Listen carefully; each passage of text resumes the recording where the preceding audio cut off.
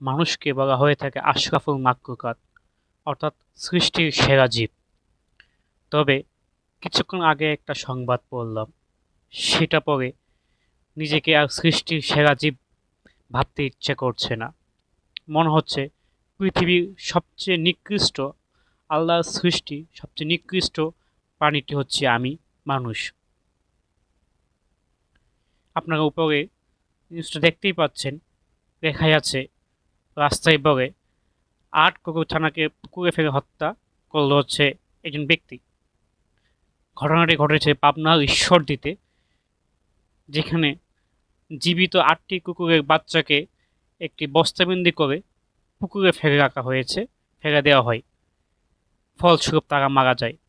আপনারা ছবিতে দেখতে পাচ্ছেন কুকুর ছানাগুলোর পাশে তার মা কি অসহায় ভাবে তাকিয়ে আছে, তাদের নাড়া দিচ্ছে, ভাবছে হয়তো তারা জেগে উঠবে। এটি দেখার পর নিজেকে আর আশরাফুল মাখলুকাত ভাবতে ইচ্ছে করছে না। মনে হচ্ছে পৃথিবীর সবচেয়ে জঘন্য মানুষটি মনে হয় আমি, পৃথিবীর সবচেয়ে জঘন্য সৃষ্টিটি মনে হয় আমি।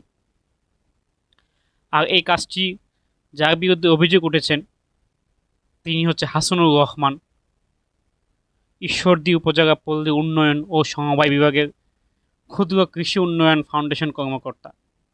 কতটুকু জঘন্য, কতটুকু নিকৃষ্ট হতে পারে।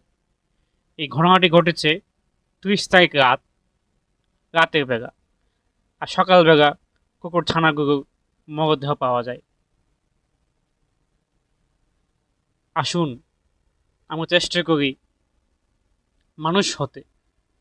শুধু আল্লাহ সৃষ্টি করে দিল, আমাদের আশরাফুল মাখলুকাত করে দিল, এতে আমরা মানুষ হয়ে গেলাম না। আমাদের মানুষত্ব, আমাদের কাজ, আমাদের কর্মে প্রতিফলিত হবে, আমাদের আচরণে প্রতিফলিত হবে। আসুন আমরা সকল প্রাণীর প্রতি সহায় হই, মানুষের প্রতি সহায় হই। ধন্যবাদ সবাইকে।